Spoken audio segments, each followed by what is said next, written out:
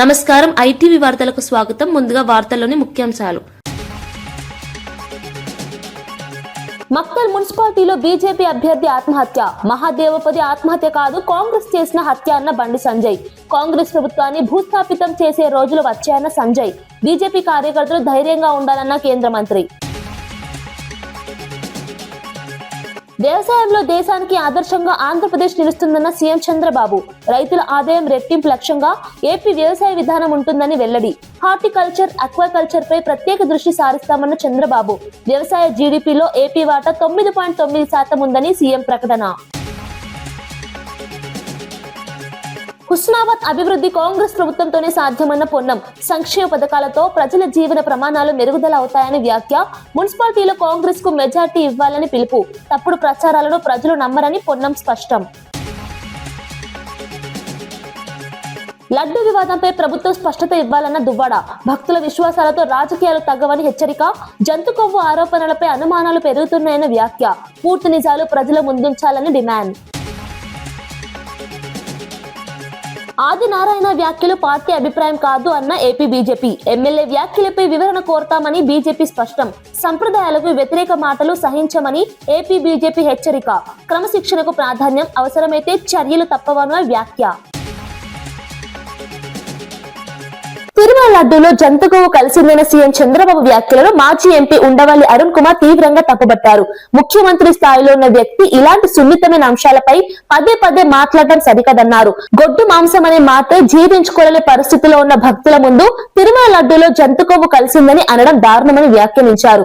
తిరుమల లడ్డు అనేది కోట్లాది మంది హిందువుల విశ్వాసాలకు కేంద్ర బిందువు అని, అలాంటి ప్రసాదంపై భయాందోళనలు కలిగించేలా మాట్లాడటం బాధాకరమన్నారు. లడ్డు విషయాన్ని రాజకీయంగా వాడుకుంటే భక్తుల మనోభావాలు దెబ్బతింటాయని హెచ్చరించారు.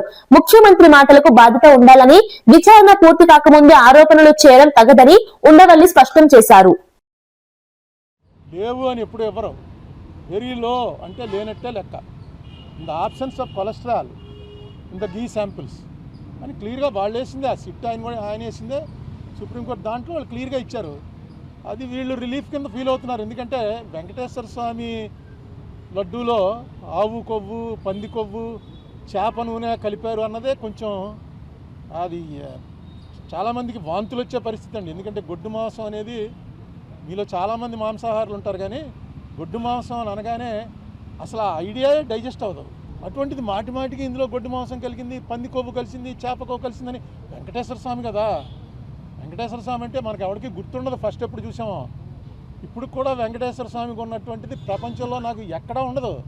ఆ రష్ నేను చూసాను. నార్త్ ఇండియన్స్ వచ్చి చూసి ఏంటిది రోజు కుంభమేళ ఇక్కడని. అంత జనం, అంత వెంకటేశ్వర స్వామి అంటే ఆ దాంట్లో అన్నిసార్లు అనకూడదు. అసలు నిజంగా జరిపిన వాళ్ళని శిక్షించడానికి ప్రయారిటీ ఇవ్వాలి. కానీ దీంట్లో నిన్న ఇంకో మాట అన్నాడు ఆయన, నాకు ఆశ్చర్యం వేసింది. ఇది అవినీతి కాదుట, హిందూ మతాన్ని నాశనం చేయటం కోసం పన్నిన కుట్రట. హిందూ మతం నాశనం అవటం, నాశనం ఎవడన్నా చేయగలడా దీన్ని? అది కొట్టరండి. ఎవడ తప్పు చేశాడు వాడిని పట్టుకోవాలి. ఇంకా కెమికల్స్ అవి ఉన్నాయంటున్నారు. ఆ కెమికల్స్ కూడా ఆయన ఇచ్చిన కంపారిజన్, మనం టాయిలెట్స్లో వాడే యాసిడ్లన్నీ తీసుకొచ్చి ఇందులో కలిపారని ఏదో రకంగా ప్రజల్లో ఒక ఎవర్షన్ పుట్టించాలి. తిరుపతి లడ్డు అంటే అంత టేస్ట్గా తినేవాళ్ళకి ఆ లడ్డు చూడగానే ఇందులో ఏముందోరా బాబు అని అనిపించే భయం కలిగించాలని సీఎం లెవెల్ మనిషి అలా మాట్లాడటం కరెక్టే. తిరుమల లడ్డూలో జంతు కొవ్వు కలిసిందంటూ చంద్రబాబు చేస్తున్న వ్యాఖ్యలు హిందువుల మనోభావాలను తీవ్రంగా దెబ్బతీస్తున్నాయని మాజీ మంత్రి కాకాని గోవర్ధన్ రెడ్డి ఆరోపించారు. లడ్డూ వ్యవహారంలో సీఎం రోజుకు అబద్ధం చెబుతున్నారని, నిజాలు ప్రశ్నిస్తున్న వారిపై దాడులు చేస్తున్నారని మండిపడ్డారు. బోలే బాబా డైరీకి అనుమతులు ఇచ్చింది ఎవరో చంద్రబాబే సమాధానం చెప్పాలన్నారు. 2019 మార్చిలో ఆ డైరీకి నెయ్యి ఆర్డర్ ఇచ్చింది ఎవరో స్పష్టం చేయాలని డిమాండ్ చేశారు. తప్పులు టీడీపీ పాలనలో జరిగితే వాటిని కప్పిపుచ్చుకునేందుకు వైసీపీపై బురద జల్లుతున్నారని విమర్శించారు. తిరుమల లడ్డు వంటి పవిత్ర అంశాన్ని రాజకీయ ప్రయోజనాల కోసం వాడుకోవడం హిందూ సమాజం సహించదని హెచ్చరించారు. వాళ్ళని గాలికి వదిలేసి ఈరోజు వ్యవసాయం పట్ల మీకున్నటువంటి ఏకభావం, వ్యతిరేక భావం, నిర్లక్ష్యం అనేటువంటిది స్పష్టంగా కనిపించేటువంటి పరిస్థితి ఏర్పడింది. కాబట్టి మీరు ఈరోజు వ్యవసాయం ఏదైతే దండగా అని మాట మాట్లాడారో, అదేవిధంగా పాపం రైతులతో పాటు రైతు కూలీలు ఈరోజు వ్యవసాయం మీద పాపం మక్కువ తగ్గిపోవడంతో, దానికి సంబంధించినటువంటి దాంట్లో నష్టాల బాటలు పడడంతో, వ్యవసాయాన్ని నిర్లక్ష్యం కావడంతో ఆ పాపం ఆ రైతులు కూడా వాళ్ళకి కనీసం వాళ్ళకి ఇవ్వాల్సినటువంటి ఆ కూలీలు కూడా ఇవ్వలేనటువంటి పరిస్థితుల్లో రైతులతో పాటు తీవ్రమైనటువంటి ఆర్థిక ఇబ్బందుల్లో కూరుకుపోయినటువంటి రైతులకు సంబంధించినటువంటి రైతుల కూలీల కుటుంబాలు కూడా ఈరోజు ఆత్మహత్యలకు పాల్పడడం ఈరోజు దురదృష్టకరమైనటువంటి విషయం. అందుకే చెప్పాం, జగన్మోహన్ రెడ్డి గారి హయాంలో అన్ని విధాలా రైతుల్ని చేయిపెట్టి నడిపించామని గర్వంగా చెప్పగలిగాం. చాలామంది చెప్పారు వ్యవసాయం అంటే అట్టా, వ్యవసాయం అంటే మేమున్నప్పుడు, జగన్మోహన్ రెడ్డి గారు ముఖ్యమంత్రిగా ఉన్నప్పుడు వ్యవసాయానికి సంబంధించి, రైతుల సంక్షేమానికి సంబంధించి ఎన్ని సందర్భాలలో సమీక్షలు నిర్వహించాడు, ఎన్ని సందర్భాలలో రైతులకు సంబంధించి ఎటువంటి నిర్ణయాలు తీసుకున్నాడు. ఆయన ఆ రోజు తీసుకున్నటువంటి అనేక రకాలైనటువంటి నిర్ణయాలు రైతులకు సంబంధించి ఏ విధంగా మద్దతునిచ్చాయి, ఊతమిచ్చాయి అనేటువంటిది ప్రత్యేకంగా చెప్పాల్సినటువంటి అవసరం లేదు. ప్రకటనలకు పరిమితం కాలేదు. రైతు బాగుంటేనే రాష్ట్రం బాగుంటుంది అని బీజేపీ అభ్యర్థి మహాదేవ్ ఆత్మహత్య వెనుక కాంగ్రెస్ నేతల బెదిరింపులే కారణమని కేంద్ర మంత్రి బండి సంజయ్ ఆరోపించారు. పోటీ నుంచి తప్పుకోవాలని మహాదేవ్ పై తీవ్ర ఒత్తిడి తెచ్చారని అన్నారు. ఇది ఆత్మహత్య కాదని కాంగ్రెస్ పార్టీ మరియు కాంగ్రెస్ ప్రభుత్వం చేసిన రాజకీయ హత్యగా భావిస్తున్నామని వ్యాఖ్యానించారు. కేసీఆర్ హయాంలో అనేక దాడులు ఎదుర్కొన్న తమకు కాంగ్రెస్ ఎంత అని ప్రశ్నించారు. దమ్ము ధైర్యం ఉంటే బెదిరింపులకు పాల్పడకుండా నేరుగా ఎన్నికల్లో పోటీ చేయాలని కాంగ్రెస్ కు సవాల్ విసిరారు. ఈ ఘటనపై న్యాయ విచారణ జరిపించాలని, బాధ్యులపై కఠిన చర్యలు తీసుకోవాలని డిమాండ్ చేశారు. ప్రజాస్వామ్యంలో ఇలాంటి పరిస్థితులు ప్రమాదకరమని బండి సంజయ్ హెచ్చరించారు. అన్ని మున్సిపాలిటీస్లో భారతీయ జనతా పార్టీకి అనుకూలమైన వాతావరణం నిర్మాణమైంది. ఈ పరిస్థితిలో మక్తల్లోనే 6వ వార్డు కౌన్సిలర్ మహాదేవప్ప గెలుపు దిశగా వస్తున్న తరుణంలో కాంగ్రెస్ పార్టీ నాయకులు ఫోన్ ద్వారా బెదిరించి పోటీ నుంచి తప్పుకోవాలని చెప్పి వార్నింగ్ ఇవ్వడంతో కేవలం ఒక్కరోజు కాదు, మొదటి నుంచి కూడా అనేక సందర్భాల్లో వార్నింగ్ ఇష్టపడి కూడా మహాదేవప్ప ధైర్యంగా ఇలా బరిలో నిలబడ్డాడు. అయినప్పుడు కూడా ఒత్తిడికి తట్టుకోలేక, వేధింపులకు తట్టుకోలేక ఇవాళ ఆయన ఆత్మహత్య చేసుకోవడం జరిగింది. ఇది ఆత్మహత్య కాదు, కాంగ్రెస్ పార్టీ ప్రభుత్వం చేసిన హత్యగా ఇలా భావించాల్సి వస్తున్నది. నేను ఒకటే హెచ్చరిస్తున్న కాంగ్రెస్ పార్టీ నాయకులకు, గతంలో బీఆర్ఎస్ పార్టీ ఇదే విధంగా అరాచకాలు చేస్తే భారతీయ జనతా పార్టీ కార్యకర్తలు ఎక్కడ భయపడలే, ఎక్కడ నిరాశ చెందలే. ఫామ్ హౌస్లో ఉన్న కేసీఆర్ను బయటికి గుంజుకొచ్చిన పార్టీ భారతీయ జనతా పార్టీ. కేసీఆర్ మెడలు వంచిన పార్టీ భారతీయ జనతా పార్టీ. ఇవాళ కేసీఆర్నే మెడలు వంచి బయటికి వచ్చిన వాళ్ళం. మీ కాంగ్రెస్ పార్టీ ఎంత మాకు?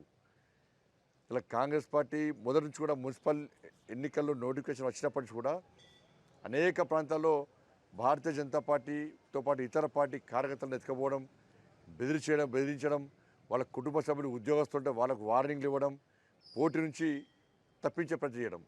చేతగాని దద్దమ్మ పార్టీ కాంగ్రెస్ పార్టీ. వాళ్ళ మీకు ధైర్యం ఉంటే, మీకు చీము నెత్తురుంటే డైరెక్ట్ బరిలో దిగి మీకు గెలిపేందో చూపట్టండి. పిరికి పందల లెక్క, సేవ చేసిన లెక్క, చాతగానో లెక్క ఇప్పుడు భారతీయ జనతా పార్టీ కార్యకర్తలను వేధింపులకు గురి చేస్తే మధిర మున్సిపాలిటీ ఎన్నికలు కేవలం రాజకీయాల కోసం కాదని, పట్టణ భవిష్యత్తును నిర్ణయించే ఎన్నికలని డిప్యూటీ సీఎం భట్టి విక్రమార్క అన్నారు. వచ్చే 50 ఏళ్ల అవసరాలకు అనుగుణంగా మధిరను ఆదర్శ పట్టణంగా తీర్చిదిద్దడమే తన లక్ష్యమని స్పష్టం చేశారు. అత్యుత్తమ మౌలిక సదుపాయాలతో మధిరను అభివృద్ధి చేయాలంటే ప్రజలు ఆలోచించి ఓటు వేయాలని కోరారు. రాజకీయాలకు అతీతంగా మార్పుకు సహకరించాలని విజ్ఞప్తి చేశారు. కాంగ్రెస్ ప్రభుత్వం చేపడుతున్న సంక్షేమ అభివృద్ధి కార్యక్రమాలతో మధిరకు కొత్త దిశ చూపిస్తామని తెలిపారు. హస్తం గుర్తుకు ఓటు వేసి అభివృద్ధికి బాటలు వేయాలని పిలుపునిచ్చారు. ప్రియమైన మధిర పట్టణ వాసులారా, మీ అందరికీ ముందుగా నా హృదయపూర్వకమైనటువంటి నమస్కారాలు. రేపు జరిగేటువంటి మధిర మున్సిపాలిటీకి సంబంధించిన ఎన్నికల్లో మీ అందరూ కూడా కాంగ్రెస్ పార్టీ అభ్యర్థులుగా పోటీ చేస్తున్నటువంటి వారిని ఆశీర్వదించి గెలిపించవలసిందిగా విజ్ఞప్తి చేయడం కోసమే నేను మీతో మాట్లాడుతూ ఉన్నాను. మధిర మనందరిది. మధిర అభివృద్ధి జరగాలి. మధిర ఒక ఆదర్శవంతమైనటువంటి ఎదిగిన పట్టణంగా ఈ రాష్ట్రానికి ఒక ఆదర్శంగా తయారు కావాలి. దానికి కావాల్సిన మౌలిక వసతులన్నీ ఈసారి చేసుకోవడానికి అదృష్టం కొద్ది అవకాశం కలిగింది. ఈ అవకాశాన్ని ప్రజాప్రభుత్వంలో మీ అందరి చేత ఆశీస్సుతో గెలిచిన నేను ఈరోజు ఉప ముఖ్యమంత్రిగా ఉన్నాను. మధిర పట్టణాన్ని భవిష్యత్తులో మరో 50 సంవత్సరాలకు పనికొచ్చేటట్టుగా అభివృద్ధి చేయాలనేటువంటి ఆలోచనతో ప్రణాళికలు తయారు చేసుకుని ముందుకు పోతా ఉన్నాను. ఈ సందర్భంగా ఈ ప్రణాళికలన్నింటినీ అమలు చేయటానికి, అమలు కావటానికి తెచ్చినటువంటి నిధులు నిరుపయోగం కాకుండా సక్రమంగా ఖర్చు పెట్టడానికి ఉపయోగపడే స్థాయిలో ఉండే విధంగా మధిర పట్టణంలో కాంగ్రెస్ పార్టీ అభ్యర్థులుగా పోటీ చేస్తున్నటువంటి వారందరినీ మీరు ఆశీర్వదించి గెలిపించి పంపిస్తే వారందరి చేత మీ అందరికీ మాటిస్తా ఉన్నాను, మధిర అద్భుతమైనటువంటి పట్టణంగా నగరంగా ఎదగటం కోసం కావలసిన విధంగా మరో 50 సంవత్సరాలు పనికొచ్చే విధమైనటువంటి అభివృద్ధిని పునాదులు వేస్తా ఉన్నాను, ప్రణాళికలు తయారు చేస్తా ఉన్నాను. దయచేసి మీరు అందరూ, నేను మనస్ఫూర్తిగా రాజకీయాలకు అతీతంగా పట్టణ అభివృద్ధినే ప్రధాన ధ్యేయంగా పెట్టుకొని ఒక్కసారి ఆలోచన చేసి ఈసారి కాంగ్రెస్ పార్టీ అభ్యర్థుల్ని పూర్తి స్థాయిలో గెలిపించవలసిందిగా మీ అందరికీ విజ్ఞప్తి చేస్తా ఉన్నాను. నమస్కారం. బీజేపీ నేత మహాదేవప్ప ఆత్మహత్యకు సొంత పార్టీ నేతల ఒత్తిళ్లే కారణమని వైసీపీ నేత సామ రామ్మోహన్ రెడ్డి ఆరోపించారు. బీజేపీ నేతలే మహాదేవప్పపై ఒత్తిడి తెచ్చారని, అందుకు రామచంద్రరావు, డీకే అరుణ బాధ్యత వహించాలని డిమాండ్ చేశారు. రాజకీయ లబ్ధి కోసం బీజేపీ నేతలు ఈ ఘటనను వాడుకుంటున్నారని మండిపడ్డారు. డీప్ ఫారం ఇచ్చిన తర్వాత మహాదేవప్పకు ఏం జరిగిందో బీజేపీ నేతలే ప్రజలకు చెప్పాలని ప్రశ్నించారు. ఆత్మహత్యను రాజకీయ ఆయుధంగా మార్చడం దారుణమని వ్యాఖ్యానించారు. నిజాలు వెలుగులోకి రావాలంటే నిష్పక్షపాత విచారణ అవసరమని స్పష్టం చేశారు. నారాయణపేట జిల్లా మక్తల్లోని 6వ వార్డు బీజేపీ అభ్యర్థి అయినటువంటి గిరిజన బిడ్డ ఎరుకల మహాదేవప్ప ఆత్మహత్య అనేటటువంటి చాలా దురదృష్టకరం. అయితే తెలంగాణ రాష్ట్ర బీజేపీ నేతల యొక్క స్వార్థ రాజకీయాలు అనకొండలను మించిపోయినాయి కాబట్టి సొంత పార్టీ నేతలు ఆత్మహత్య చేసుకుంటే రోడ్డెక్కి రాజకీయ పబ్బం గడుపుకోవాలనే చూస్తున్నారు తప్ప అసలైనటువంటి కారణాలు తెలంగాణ జాతికి చెప్పాల్సినటువంటి బాధ్యత కూడా ఆ పార్టీ మీదనే ఉంటుంది.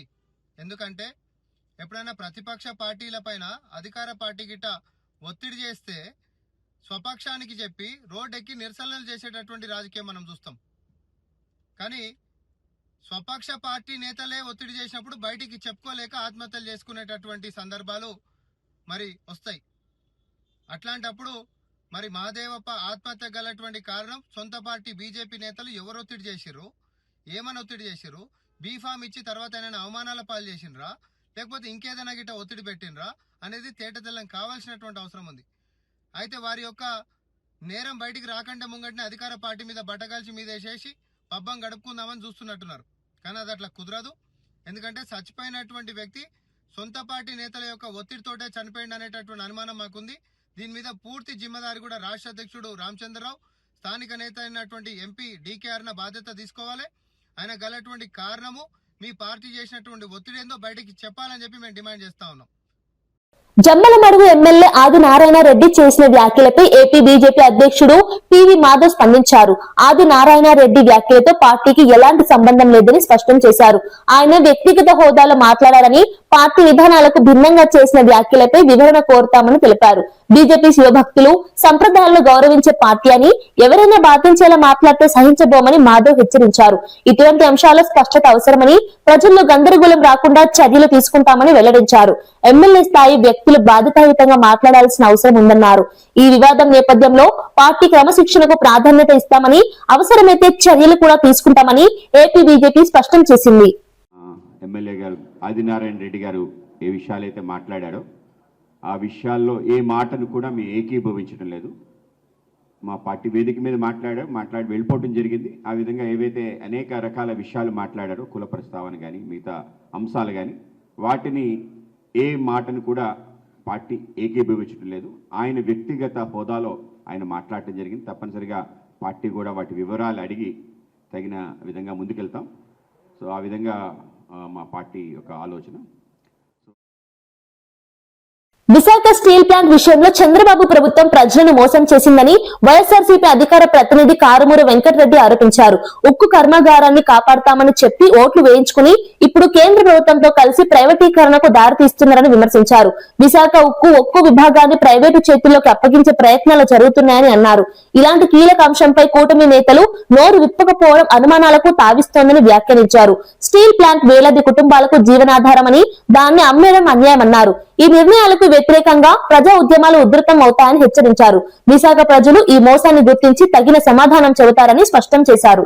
విశాఖ స్టీల్ ప్లాంట్ ని పార్టులుగా అమ్మకానికి పెట్టినటువంటి చంద్రబాబు నాయుడు గారి కూటమి ప్రభుత్వం ఇప్పటికే 34 విభాగాలని పార్టులుగా అమ్మకానికి పెడుతూ ఏదైతే వాళ్ళు నోటిఫికేషన్లు ఇచ్చారో ఇప్పుడు కీలకమైనటువంటి విభాగం థర్మల్ పవర్ ప్లాంట్ను కూడా ఏదైతే ప్రైవేట్ వాళ్ళకి ఇచ్చేయడానికి, ఈ థర్మల్ పవర్ ప్లాంట్ అనేది విశాఖపట్నం స్టీల్ ప్లాంట్లో కీలకం. నిరంతరం విద్యుత్ సరఫరా చేసేటటువంటి ఈ విభాగాన్ని ప్రైవేట్కి ఇవ్వటం వల్ల రేపు ఉత్పత్తి వ్యయాలు భారీగా పెరిగేటటువంటి ప్రమాదం ఉంది. సో విశాఖపట్నం స్టీల్ ప్లాంట్ అయితే ఈ కూటమి ప్రభుత్వం పార్టులుగా అమ్మకానికి పెట్టింది. ఒకేసారి అమ్మకానికి పెడితే ఏదైతే ప్రజలందరికీ అర్థమైంది కాబట్టి పార్టులుగా పెట్టారు. అలానే కార్మికులను కూడా పార్టులుగా తొలగిస్తా వస్తా ఉన్నారు. మరి ఇప్పుడు సమాధానం చెప్పాలి కదా, ఒక్క ఎంపీనివ్వండి నేను తోలు తీస్తా తిత్తి తీస్తా అన్నావు కదా, ఇప్పుడు విశాఖపట్నం స్టీల్ ప్లాంట్ని తిత్తి తీస్తున్నారు.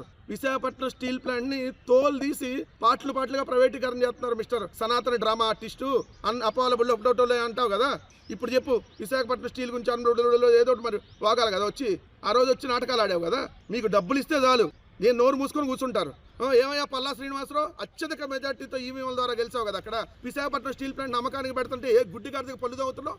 విశాఖపట్నం స్టీల్ ప్లాంట్ నాశనం చేస్తావు పక్క, మళ్ళీ భూములు గీతంకేమో అవతల 5,000 కోట్ల రూపాయల భూములు దోచి పెడతారు. అక్కడ విశాఖపట్నం స్టీల్ ప్లాంట్ ప్రైవేటీకరణ అయిపోతుంది. దాన్ని దగ్గరుండి చంద్రబాబు నాయుడు గారు, పవన్ కళ్యాణ్ గారు ప్రైవేట్కి అమ్మేస్తా ఉన్నారనేది క్లియర్. ఓవైసీ సోదరుల రాజకీయ వైఖరిపై కల్వకుంట్ల కవిత తీవ్ర విమర్శలు చేశారు. అధికారం ఎక్కడ ఉంటే ఓవైసీ బ్రదర్స్ అక్కడే ఉంటారని వ్యాఖ్యానించారు. కేసీఆర్ అధికారంలో ఉన్నప్పుడు బీఆర్ఎస్ కు దగ్గరగా ఉండి ఇప్పుడు కాంగ్రెస్ ప్రభుత్వానికి మద్దతు ఇస్తున్నారని మండిపడ్డారు.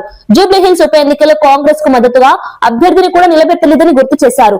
మైనార్టీల పేరుతో రాజకీయ లాభాలు పొందడమే ఓవైసీ లక్ష్యమని ఆరోపించారు. ప్రజా సమస్యలపై నిలదీయాల్సిన సమయంలో అధికారానికి దగ్గరగా ఉండడం బాధాకరమన్నారు. ఇలాంటి రాజకీయ ధోరణులను ప్రజలు గమనిస్తున్నారని తగిన సమయంలో సమాధానం చెబుతారని కవిత వ్యాఖ్యానించారు. और रही बात ओवैसी ब्रदर्स की, अब देखिए उन्होंने कैसे है जैसा सनफ्लावर रहता ना भाई, सनफ्लावर सन के गोल गोल घूमते रहता. Owaisi brothers MIM party power के गोल गोल घूमते रहते. जो भी पावर में है, जो भी इक़्तिदार में है, उनके साथ रहते उन्होंने. पहले तेलंगाना को अपोज करे, रॉयल तेलंगाना होना बोल के बोले, लेकिन जब तेलंगाना बना और केसीआर साहब हुकूमत में आए, जिनका मेन एजेंडा ही तेलंगाना फॉर्मेशन था, लेकिन उनके साथ मिलकर 10,000 पावर में शेयर करे. उस टाइम पे केसीआर साहब के वावा करते रहे. और अभी बिफोर दिस इलेक्शन 2023 से पहले उन्होंने क्या बोला है रेवंत रेड्डी साहब को, इन्होंने आरएसएस के आदमी है बोल के बोले. लेकिन जब रेवंत रेड्डी साहब हुकूमत में आए तो उनके पास गए. अब इनका सीएमओ के पास आना जाना तो है, पावर के साथ आना जाना है. और तारजुब की बात यह है, वहाँ ऊपर राहुल गांधी को उन्होंने क्रिटिसाइज करते, लेकिन यहाँ जुबली हिल्स इलेक्शन में रेवंत रेड्डी साहब के पास रह के कैंडिडेट भी नहीं लगा एमआईएम का, पूरा कांग्रेस का साथ दिए. तो इन्हों किनके साथ है, जो भी इक़्तिदार में रहते हैं उनके साथ है. तो मेरा इनसे रिक्वेस्ट ये है, आप सीएमओ के पास आपका आना जाना रहता, सीएम आपके बात सुनते बोल के आप दावा कर रहे हैं ना, तो इमीडिएटली रेवंत रेड्डी साहब को बोल के, अभी रमज़ान आ रहा ना भाई, 7-8 दिन में रमज़ान आ रहा, तो इमाम और मौज़नों के जो भी पेंडिंग है वो इमीडिएटली दिलाइए. और इमाम और मौज़नों को 6,000 से 12,000 करते बोल के बोले कांग्रेस गवर्नमेंट, आज तक नहीं करे 2 साल में. హుస్నాబాద్ అభివృద్ధి కాంగ్రెస్ ప్రభుత్వంతోనే సాధ్యమని మంత్రి పొన్నం ప్రభాకర్ అన్నారు. ఎమ్మెల్యేగా గెలిచిన తర్వాత ఈ ప్రాంతానికి గౌరవం తీసుకొచ్చామని చెప్పారు. ఉచిత విద్యుత్, ఇందిరమ్మ ఇల్లు, రేషన్ కార్డులు, మహిళలకు ఉచిత బస్సు ప్రయాణం, రైతు రుణమాఫీ వంటి పథకాలు ప్రజలకు అందిస్తున్నామని వివరించారు. మున్సిపాలిటీలో కాంగ్రెస్ కు పూర్తి మెజారిటీ ఇస్తే మరింత అభివృద్ధి సాధ్యమవుతుందని పిలుపునిచ్చారు. సంక్షేమ పథకాలతో ప్రజల జీవన ప్రమాణాలు మెరుగుపడుతున్నాయని అన్నారు. ప్రతిపక్షాల తప్పుడు ప్రచారాలను ప్రజలు నమ్మబోరని, అభివృద్ధి తమ అజెండా అని స్పష్టం చేశారు. మీ ఆశీర్వచనంతో నేను ఎమ్మెల్యే అయిన తర్వాత హుస్నాబాద్ అంటే ఒక గౌరవాన్ని పెంచాను. అదేవిధంగా రాష్ట్ర ప్రభుత్వం నుంచి 200 యూనిట్ల కరెంటు ఫ్రీ ఇస్తా ఉన్నాం, ఇందిరమ్మ ఇండ్లు ఇస్తా ఉన్నా, రేషన్ కార్డులు, అదేవిధంగా సన్న బియ్యం ఇస్తా ఉన్నాం. నా అక్క చెల్లెలు ఉచితంగా బస్సు ప్రయాణం చేస్తూ ఉన్నారు, వడ్డీ లేని రుణాలు పొందుతూ ఉన్నారు, నిరుద్యోగ ఉద్యోగులకు ఉద్యోగాలు వస్తూ ఉన్నాయి, రైతు భరోసా, రుణమాఫీ, అదేవిధంగా బోనస్ ఇస్తా ఉన్నటువంటి సందర్భంలో మీ ఆశీర్వచనం కోరుతా ఉన్నా.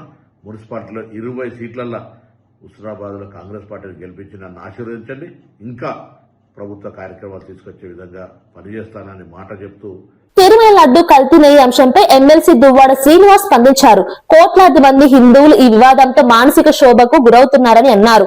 లడ్డులో జంతు కొవ్వు ఉందన్న ఆరోపణలపై ప్రభుత్వం స్పష్టమైన వైఖరి చూపడం లేదని విమర్శించారు. ప్రతిపక్షాలు లడ్డూలో కల్తీ లేదని చెబుతుంటే ప్రభుత్వం ఒక్కో విధంగా స్పందించడం అనుమానాలకు తావిస్తుందన్నారు. ఈ అంశంపై బీజేపీ మౌనం ఆశ్చర్యంగా ఉందని వ్యాఖ్యానించారు. భక్తుల విశ్వాసాలకు భంగం కలిగించేలా రాజకీయాలు చేయడం తగదన్నారు. వెంటనే పూర్తి నిజాలను ప్రజల ముందుంచాలని డిమాండ్ చేశారు. Artificial lactic acid monoglycerides, beta carotene and fake flavors. సువాసనల కోసం fake flavors, refined palm oil and kernel oil and lactic acid. And ముఖ్యమంత్రి గారు రీసెంట్గా ఒక మాట కూడా చెప్పారు, బాత్రూమ్ క్లీనర్స్కి వాడే ఇవి కూడా వాడుతున్నారు. ఏంటిది? ఎక్కడికి పోతున్నాం? స్వామివారి ప్రసాదం ఏంటి? ప్రసాదంలో ఇవన్నీ ఏంటి? సింథటిక్ గీ ఏంటి? అసలు ఒళ్ళు గగురు పడుస్తుంది, భయం వేస్తుంది. అసలు ఎక్కడున్నాం మనం? ఇది లడ్డుగా పెడుతున్నారా? ఇది నిజమా? సిబిఐ ఇది వేసిందా? అది కూడా 2014 సంవత్సరం నుంచి 2019 సంవత్సరం నుంచి 24 వరకు జరిగిందని ముఖ్యమంత్రి గారు అంటారు. ఆపోజిషన్లో లేదు, అది జరగలేదు అని, అందులో జంతువుల యొక్క కొవ్వు లేదని సిబిఐ రిపోర్ట్ ఇచ్చింది అంటారు. ఇవన్నీ పరిశీలిస్తే ఇందులో ఇది గీ కాదు అని అంటున్నారు. సింథటిక్ గీ అంట, పాముల ఆయిల్ ద్వారా తయారు చేసినటువంటి సింథటిక్ గీ అంట. ఈ గీని వాడుతున్నారంట. వ్యవసాయ రంగంలో ఆంధ్రప్రదేశ్ దేశంలోనే బలమైన రాష్ట్రంగా నిలుస్తోందని సీఎం చంద్రబాబు అన్నారు. రాష్ట్ర జీడీపీలో వ్యవసాయం వాటా 9.9% ఉందని తెలిపారు. హార్టికల్చర్, అక్వాకల్చర్, కొబ్బరి, కాఫీ, వాణిజ్య పంటల సాగుపై ప్రభుత్వం ప్రత్యేక దృష్టి పెట్టిందన్నారు.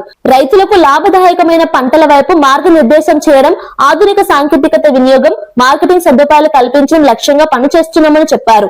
ఈ దిశగా కేంద్ర ప్రభుత్వంతో సమన్వయం చేసుకుంటూ కార్యాచరణ ప్రణాళిక రూపొందిస్తున్నామని వెల్లడించారు.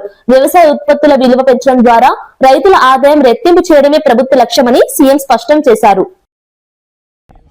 Andhra is very strong in agriculture. This present year we are contributing 9.9% GDP contribution to the nation. One state is contributing. This is the biggest contribution. We are also changing crops, horticulture, aquaculture and coconut, cashew, coffee, cocoa and also all commercial crops we are growing in a big way. Palm oil also we are very strong. So with all these things I am seeking their guidance how to take to next level. Honorable Minister has helped me in introducing the best practices. He also instructed his departments to prepare an action plan and value addition basing on requirements. I am totally thankful to him. Even whenever there is a problem, he is helping and guiding. I am confident Andhra will emerge as a leader in agriculture department.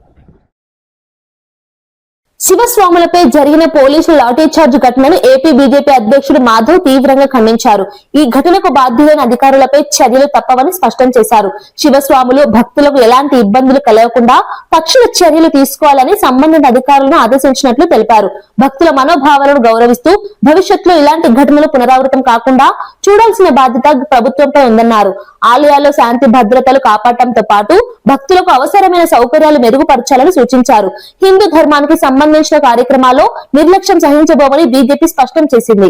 Shiva దీక్ష చేస్తున్న అనేక మంది శివ భక్తులు ఉన్నారో వాళ్ళ సంబంధమైన lathi charge చేయడం Bharatiya Janata party ఖండిస్తుంది.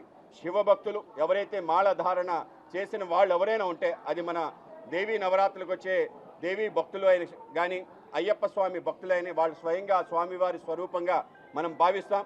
ఒకవేళ నిజంగానే ఏదైనా జరిగితే ఇటువంటి తీవ్ర చర్య మాత్రం పాల్పడకూడదు. ఆ విధంగా పోలీస్ అందరూ కూడా సమన్వయం పాటించాలని, ఎవరైతే అక్కడ పోలీస్ సిఐ ఎక్కువ చేశాడో ఆయన్ని కూడా ఖండిస్తున్నాం. తప్పనిసరిగా చర్య తీసుకోవాలని మేము కోరుతున్నాం. కనుక ఏదైతే శివ భక్తులు శ్రీశైల క్షేత్రానికి ఒకేసారి ఎక్కువ మంది రావటం, దానికి సంబంధించిన చాలా సోమవారం కావటం, దాని కారణంగా జరిగిన ఇబ్బంది తప్పనిసరిగా ఏవైతే చర్యలు తీసుకోవాలో ఆ విధంగా చర్యలు ఈవో గారు అలాగే మా యొక్క చైర్మన్ కూడా అందరూ కూడా ఏర్పాటు చేయడం జరిగింది. ఆ విధంగా కూటమి ప్రభుత్వం ఏర్పాటు ఏవైతే చిన్న చిన్న పొరపాటు వాటిని సరిదిద్దుకొని మరిన్ని సౌకర్యాలు కల్పించి శివభక్తులందరికీ కూడా ఆ యొక్క దర్శనం అలాగే యొక్క మాలలు తీసే కార్యక్రమం ఏదైతుందో అవన్నీ కూడా సజావుగా జరిగే విధంగా చర్యలు తీసుకోవడం జరిగింది.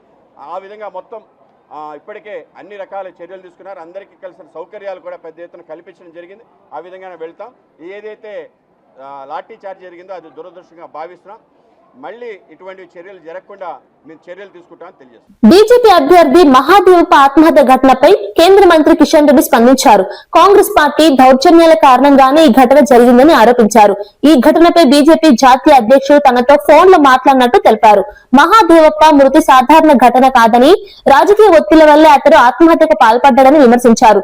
బాధ్యులపై కఠిన చర్యలు తీసుకోవాలని డిమాండ్ చేశారు. ప్రజాస్వామ్యంలో పోటీ చేసే హక్కును కాలరాయడం ప్రమాదకరమని పేర్కొన్నారు. ఈ ఘటనపై సమగ్ర విచారణ జరిపి నిజాలు బయట పెట్టాలని కేంద్ర నాయకత్వం కోరుతుందన్నారు. ఈరోజు చాలా దురదృష్టకరం. ఈరోజు ఉదయం 6 గంటలకు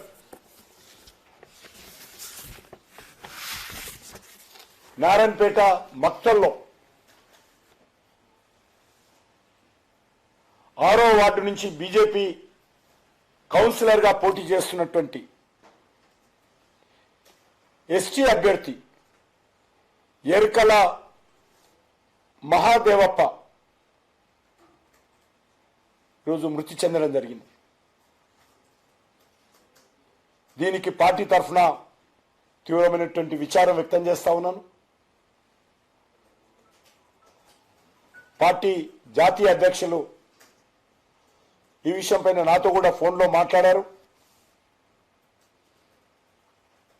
కాంగ్రెస్ పార్టీ ఈ మున్సిపల్ ఎన్నికల్లో, ఎందుకంటే గ్రామ పంచాయతీ ఎన్నికల్లో గుర్తు లేదు, మీరు చేసినటువంటి దౌర్జన్యాలు చెల్లుబాటు అయ్యాయి. గ్రామ పంచాయతీలో కూడా మీ ఎమ్మెల్యేలు, మీ నాయకులు ఇష్టారాజ్యంగా అదిరించి, బెదిరించి, భయపెట్టించి పోలీసులతో నామినేషన్ ఉపసంహరించేశారు, ప్రచారం చేయకుండా అడ్డుకున్నారు. ఇప్పుడు బీజేపీ గుర్తు మీద పోటీ చేస్తున్నటువంటి ఈ ఎన్నికల్లో కాంగ్రెస్ పార్టీ అనేక మున్సిపాలిటీలలో దౌర్జన్యాలు చేసింది. పోతేపాలెం ప్రజల 50 ఏళ్ల కలను నెరవేర్చుతూ 2 కోట్ల నిధులతో 3 కిలోమీటర్ల రోడ్డును ఎమ్మెల్యే లోకం నాగమాధవి పూర్తి చేయించారు. ఈ రోడ్డు నిర్మాణంతో గ్రామ ప్రజలకు రాకపోకలు సులభమయ్యాయి. విద్యార్థులు, రైతులు, ఉద్యోగులు ఎదుర్కొంటున్న సమస్యలు తొలగిపోయాయని స్థానికులు సంతోషం వ్యక్తం చేస్తున్నారు. అభివృద్ధి పనుల్లో ఎలాంటి రాజీ పడకుండా నాణ్యతతో పనులు పూర్తి చేయడమే తమ లక్ష్యమని ఎమ్మెల్యే తెలిపారు. మౌలిక వసతుల అభివృద్ధితో గ్రామాల ముఖ చిత్రం మారుతుందని అన్నారు. భవిష్యత్తులో మరిన్ని అభివృద్ధి కార్యక్రమాలు చేపడతామని హామీ ఇచ్చారు. నాది చలంగపేట పంచాయతీ పోతేపాలెం గ్రామం. మాకు 40-50 సంవత్సరాల నుంచి పడుతున్న కష్టాలను తీర్చడానికి ఒక దేవతలో మా ఊరిలో అడుగుతున్న గవర్నర్ నాగమాధవ్ గారికి మా ఊరంతా ఉంటాం. మా ఊరి నుంచి అయితే చాలా ఇబ్బంది పడేవారు. దగ్గర 3 కిలోమీటర్లు వస్తే ఆఫీస్ రావడానికి కూడా చాలా ఇబ్బంది పడేవారు. ఇక్కడ నుంచి ఆఫీస్ బయట జనరల్ రోడ్డు తీసుకురమ్మన్నారు. బిజినెస్ లేడీస్ కూడా చాలా ఇబ్బంది పడుతుంది. ఆఫీస్ కూడా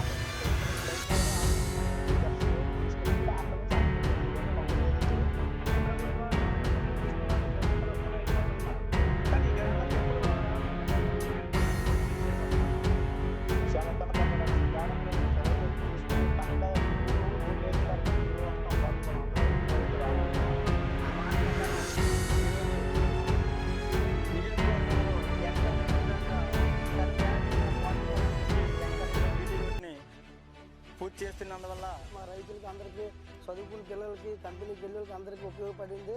ఇంతకుముందు ఇదే దారి వల్ల చదువుకున్న వాళ్ళు, కంపెనీకి వెళ్ళే వాళ్ళు, రైతులు అందరూ చాలా ఇబ్బంది పడ్డారు.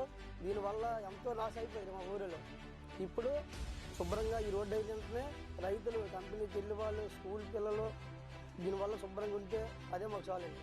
మేడం గారు ఆ రోజు మాట ఇచ్చారు, ఆ మాట నిలబెట్టుకున్నందుకు మా చొలంగపేట పంచాయతీ నుంచి అలాగే పోతేపాలెం గ్రామస్తులు. జడ్చర్ల కాంగ్రెస్ ఎమ్మెల్యే అనిరుద్ రెడ్డి జనసేన నేత పవన్ కళ్యాణ్ పై తీవ్ర వ్యాఖ్యలు చేశారు. పవన్ కళ్యాణ్ ఇప్పుడు ప్యాకేజీ స్టార్ గా మారిపోయారని విమర్శించారు. 2019లో ఎవరి మద్దతు లేక ఓడిపోయిన పవన్ 2024లో చంద్రబాబు, లోకేష్ అండతో గెలిచారని అన్నారు. ఇప్పుడు తన రాజకీయ అవసరాల కోసం మోదీని కూడా జత చేసుకున్నారని వ్యాఖ్యానించారు. ఈ కూటమి అంతా తెలంగాణ భూములపై కన్నేసిందని ఆరోపించారు. తెలంగాణ రాజకీయాల్లో పవన్ పాత్రపై ప్రజలు ఆలోచించాలని పిలుపునిచ్చారు. పవన్ కళ్యాణ్ ఏమన్నాడు? నరదిష్టి తెలంగాణ అన్నారు. నిలబడేటోళ్ళకి సిగ్గుండాలి. తెలంగాణ ప్రజలని, మనని అందరినీ నరదిష్టి, మన కన్ను మంచి కాదన్న ఆయన పార్టీ నుంచి నిలబడ్డారంటే మీరు అర్థం చేసుకొని. అయినా కానీ ఆయన ఒక యాక్టర్. ఈ యాక్టర్స్ ఎట్లుంటారు? ప్రొడ్యూసర్స్ కోసం వెతుకుతుంటారు. అంటే ప్రొడ్యూసర్స్ పైసలు పెడితే యాక్టింగ్ చేస్తారు. 2019లో వితౌట్ ప్రొడ్యూసర్ పోయినాడు, ఒక సీట్ గెలవలేదు. దాని తర్వాత 2024లో ఒక ప్రొడ్యూసర్ చంద్రబాబు నాయుడుని వెతుకున్నాడు, కో ప్రొడ్యూసర్ లోకేష్ ని వెతుకున్నాడు, గెలిచిండు. మళ్ళీ ఇప్పుడు ఏం చేసిండు, అక్కడ అయిపోయింది. మంత్లీ ప్యాకేజ్ స్టార్ 1 స్టార్ అని పేరు తెచ్చుకున్నాడు. ఇప్పుడు నాకు అది సరిపోతలేదు, నా కుటుంబం పెద్దది, ఎట్లా అని చెప్తే ఇప్పుడు కొత్త ప్రొడ్యూసర్ ని వెతుకున్నాడు. ఆయన పేరు మోడీ. ఆ మోడీ ప్రొడక్షన్ లో ఇప్పుడు తెలంగాణకు రావాలని అనుకుంటున్నారు. మళ్ళా ఇది హై బడ్జెట్, కొన్నిసార్లు హై బడ్జెట్ 1000 కోట్లు పెట్టినవి కూడా 50 కోట్లు రావు. సో ఈ హై బడ్జెట్ గెలుస్తారా ఓడిపోతారా అనేది ప్రజలు నిర్ణయించాలి. ముందు ఆ ఈగో ఇంకా అడ్డం పెట్టుకున్నా అట్లా. నేను కూడా ఆయన ఫ్యాన్, చిరంజీవి మూవీ చూస్తాను, బాలకృష్ణ మూవీలు చూస్తాను, ఏ మూవీ బాగుంటే ఆ మూవీ చూస్తాం. తెలంగాణకి వచ్చిన తర్వాత మళ్ళా ఆంధ్రోల కన్ను మన తెలంగాణ పైన పడ్డది. మన భూముల రేట్లు ఎక్కున్నాయి, ఆంధ్ర భూముల రేట్లు తక్కున్నాయి.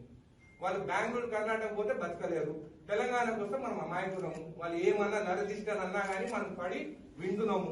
కాబట్టి మన దగ్గర వార్తలు ముగించే ముందు ముఖ్యాంశాలు మరోసారి. మక్తల్ మున్సిపాలిటీలో బీజేపీ అభ్యర్థి ఆత్మహత్య. మహాదేవపది ఆత్మహత్య కాదు, కాంగ్రెస్ చేసిన హత్య అన్న బండి సంజయ్. కాంగ్రెస్ ప్రభుత్వాన్ని భూస్థాపితం చేసే రోజులు వచ్చాయన్న సంజయ్. బీజేపీ కార్యకర్తలు ధైర్యంగా ఉండాలన్న కేంద్ర మంత్రి. వ్యవసాయంలో దేశానికి ఆదర్శంగా ఆంధ్రప్రదేశ్ నిలుస్తుందన్న సీఎం చంద్రబాబు. రైతుల ఆదాయం రెట్టింపు లక్ష్యంగా ఏపీ వ్యవసాయ విధానం ఉంటుందని వెల్లడి. హార్టికల్చర్, అక్వాకల్చర్ పై ప్రత్యేక దృష్టి సారిస్తామన్న చంద్రబాబు. వ్యవసాయ జీడీపీలో ఏపీ వాటా 9.9% ఉందని సీఎం ప్రకటన.